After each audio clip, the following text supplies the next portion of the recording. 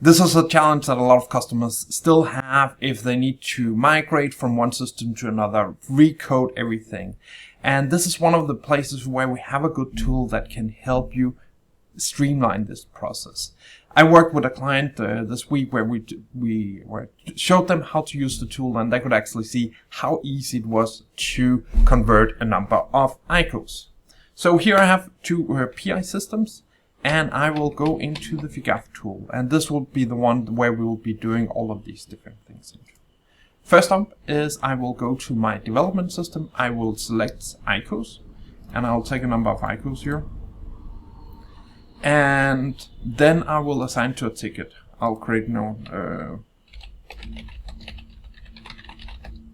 migration. I will select one of the landscapes that we have. In most cases you just have one landscape from our dev to our QA, but we could do other things also for these things. Link it to Jira, and now I have a ticket. Here I can see all the objects that exist. I can attach all the dependent objects. That means it will go through all the objects that exist for this scenario. And we can see we have communication channels, components, ICOs, all the repository objects.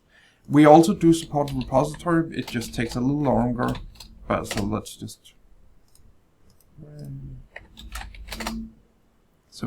delete them.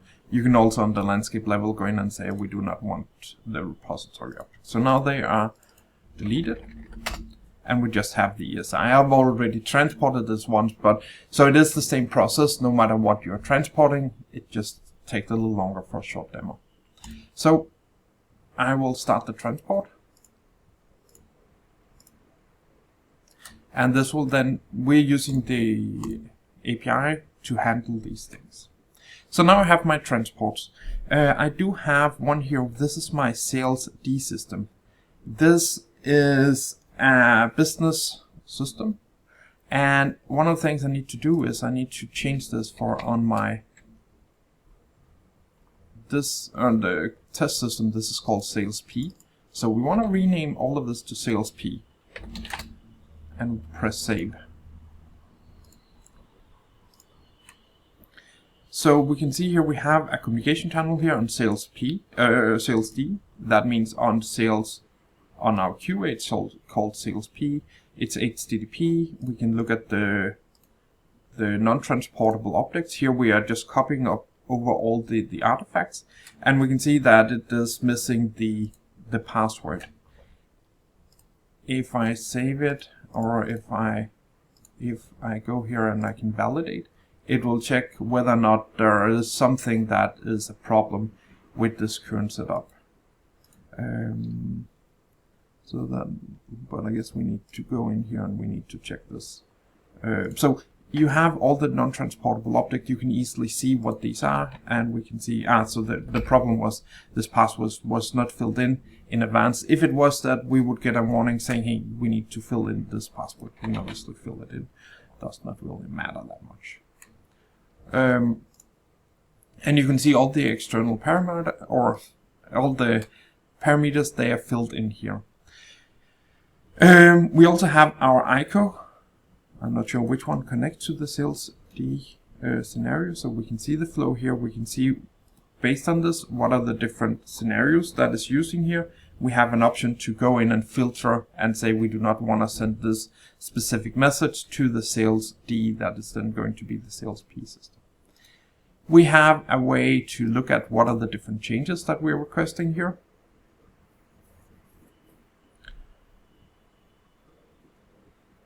So we can see, based on this transport, we are going to create a new receiver on the ICO that's called sales P. We'll delete the sales D. So we have a lot of information about what this change means for our transport. And I guess they are in all the ICOs, we're using the sales D, and we will update this. So with this information, you know a lot about what's going on. You can export it to CSV if it's a large scenario.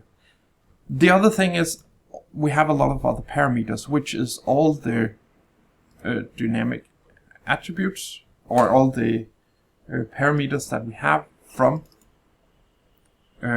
on the communication channels.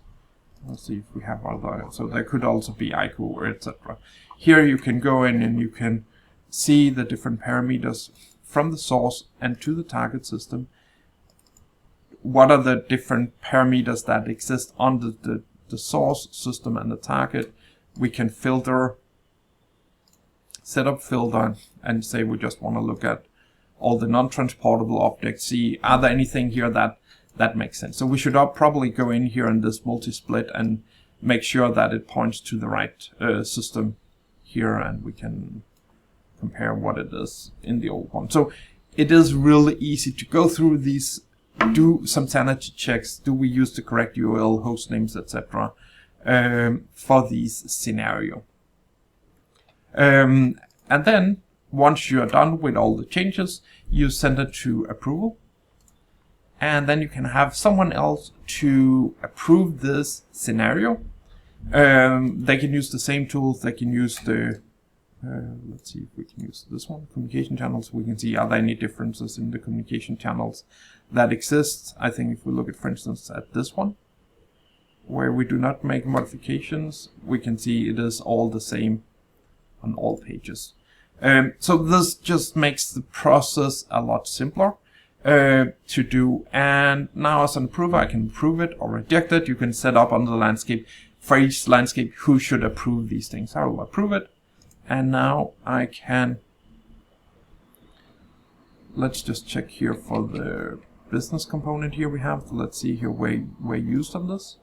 So it has a number of ICOs, 3 ICOs assigned to it. So let's import it here. We have an option to don't activate or activate. Let's just do deactivate also. So you can go in and in a debug scenario, let's not activate it. Let's just see what we have, and then you can actually handle it from there.